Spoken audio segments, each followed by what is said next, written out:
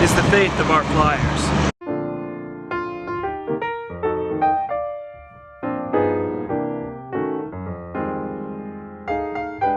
Welcome to our second episode of Faith of Our Flyers. What you saw in that intro was a large number of hearts drawn on the sidewalk.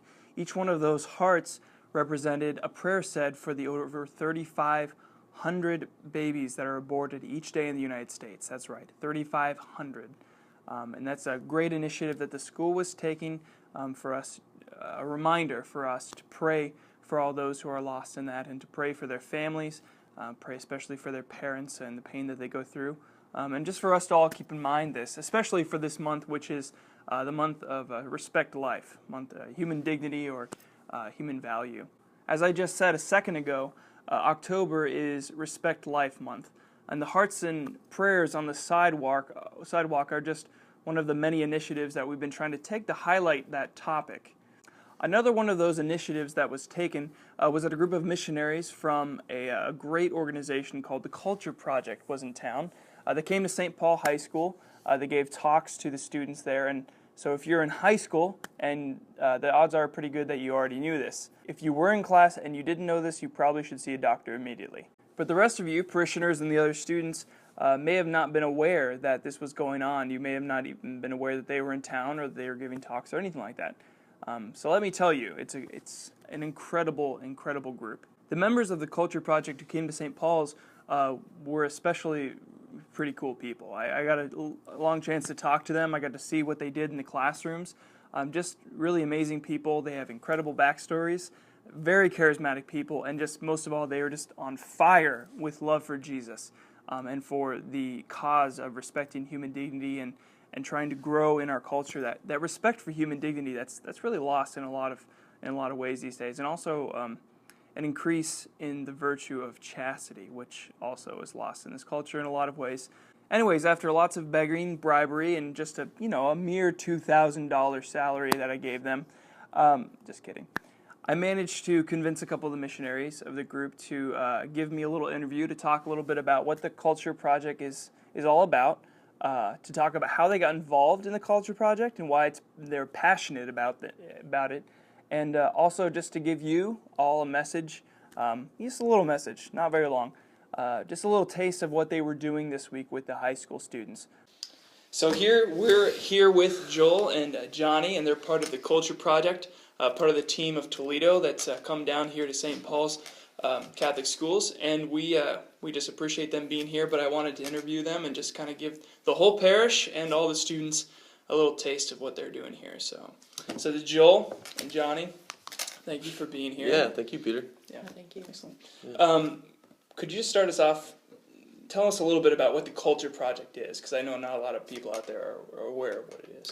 Yeah, and it's funny, a lot of people refer to us as like the Culture Club, which is an 80s band, I think, the Culture Team. Yeah. So it's called the Culture Project, right, because this culture needs work. So the Culture Project is just an organization of young people who were, plainly put, fed up with culture and our culture's approach to life as a whole, but really just, our sexuality and not understanding the virtue of chastity, or what we're called to, and what authentic and deep love is possible for all of us to not only experience, but to give an experience to others. So, we are here to support life in all stages, but to really encourage our culture, especially through young people, to understand what it means to be fully alive. Yeah. Do you want to add anything, Johnny? You pretty much covered it, so. Johnny, maybe you could start us off and telling us just how you got involved in this and what inspired you to get involved in the Culture Project. How I got involved. Well, I went to St. Vincent College in Latrobe, Pennsylvania, so I, sorry, am I supposed to look at you or the camera? We can just have that in there. Yeah, I just have So, it. anyways. We're going to pretend the camera, it's actually the parish, remember? So Yeah, this is the congregation. This is the congregation. No, that's me. So, anyways, St. Vincent College, and it's a Benedictine monastery. Sorry. Yeah, right. Wow. Yeah. Anyways, so there's. I think we go back to Benedictine Seminary. Yeah, so there is a seminary Nice. there too. All right. Anyways. All right. Yeah, so one of the monks was actually a missionary with the Culture Project, and he started Theology of the Body sessions at my school. Mm-hmm. So my senior year of college, I learned the messages of chastity and of human dignity. And because he was a former missionary, he saw something in me and asked me if I wanted to be a missionary. And so that's how I got involved. Mm-hmm. And I said yes because it's sad that I didn't know the messages of chastity or of human dignity until my senior year of college. Oh, wow. So my whole life I'm just living thinking there's something more, there has to be something more to live for. And why am I choosing to wait for marriage, and why can't I see myself in the way that God sees me? And then senior year, going to Theology of the Body, everything made sense, and it radically changed my life, and I want to be able to do that for others. So that's why I said yes. That's awesome. Yeah. What about you? Cool story. Yeah. Yeah, I also wish I had known chastity and dignity and just how to love yourself as God loves you at a younger age. So in following the path to happiness that our culture laid out for us, I think once I had chastity in my life, and once I understood that there were people out there, especially saints and living saints as well, who were setting an example of what it means to be fully alive, I knew that there had to be some redemption for all of those desires that led me down the path that the culture laid out, because God, He redeems everything, right? And so I think through Theology of the Body, it was at a retreat that I ran into 5 or 6 Culture Project missionaries, and I realized this organization would give me that platform to share the message of love and of hope and all of the desires that you have when you're middle school and high school. All of those desires are good, and it is possible to align them to something more meaningful. And I think the Culture Project, offered me an opportunity. And of course, as I'm sure with your discernment of seminary, I tried my hardest to say no. I walked away as much as I could from the Culture Project, and eventually just realized this was God's will, and if I can just help young people see what they are capable of and how good they are, that would be fulfilling for me. So. That wasn't my discernment at all. No, I'm just kidding. Knew it right away. Totally kidding. That's a story for another time. But so I know that you guys could talk for hours. Actually, I've seen them talk for hours. It was pretty awesome. Thank God Peter could stay awake during our presentations. I'm kidding. It was awesome, and that was one of the reasons I wanted to have them on the show. Is although I can't have them here for hours, I was wondering if you both, each of you, could give us one piece of advice to all of our parishioners, all the students out there, all the people who might be struggling with things like pornography or chastity or all this stuff. Doesn't have to be, comprehensive, but maybe just one piece of advice you could give. You want to go first? Cool. That's a lot to ask. No, it's okay. I want everyone to remember their worth. Remember what you were created for. Remember that there is more out there for you. That true and authentic love is real. And it is meant for you, and it is waiting for you. And, awesome. Go out there and love. Nice. That'll do. I'd like to give a message to the parishioners and the parents first and foremost, and understand the great responsibility that you guys have to the young people.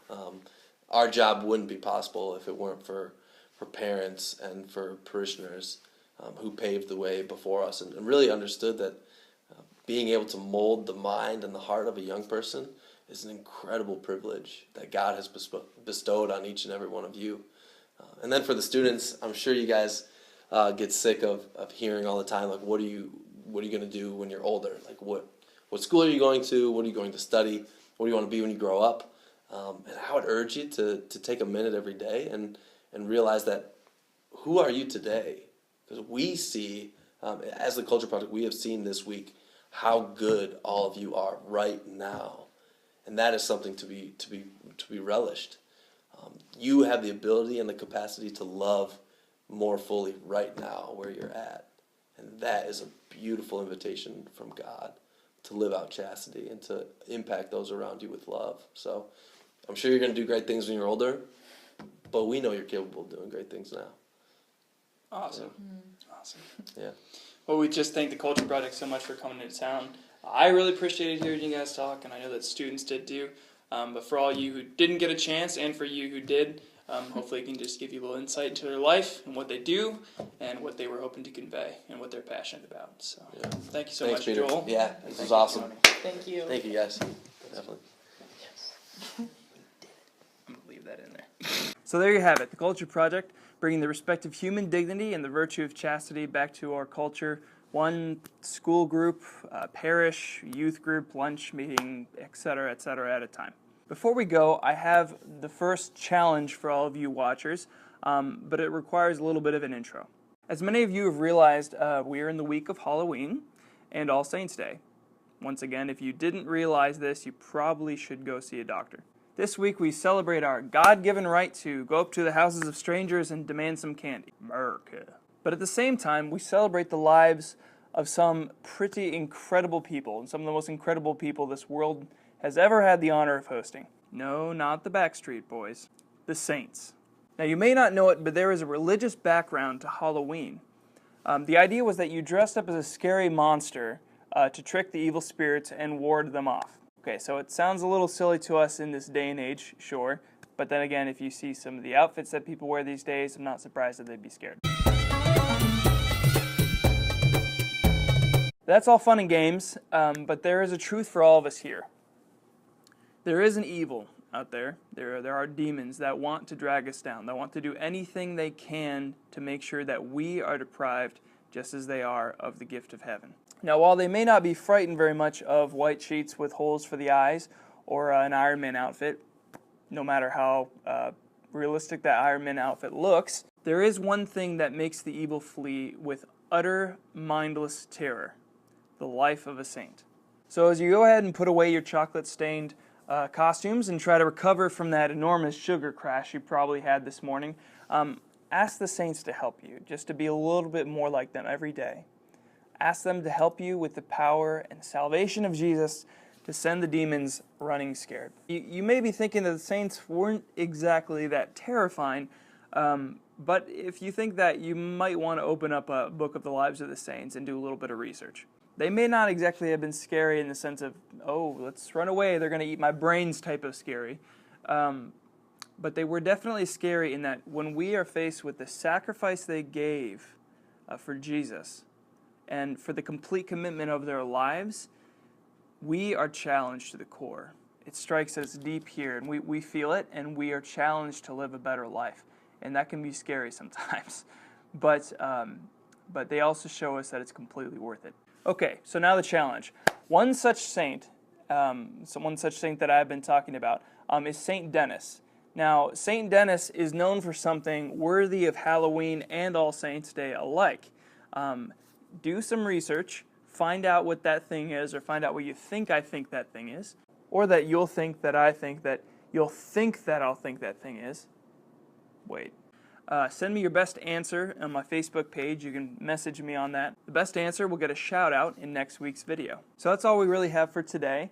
But make sure before you go, take a look in the description for this video below. You'll find some links, information about the Culture Project, and some other good links in case you wanted some good resources for the types of things that the Culture Project talks about. So until next week, keep the faith, and I'll see you at Mass. We'll fix your life.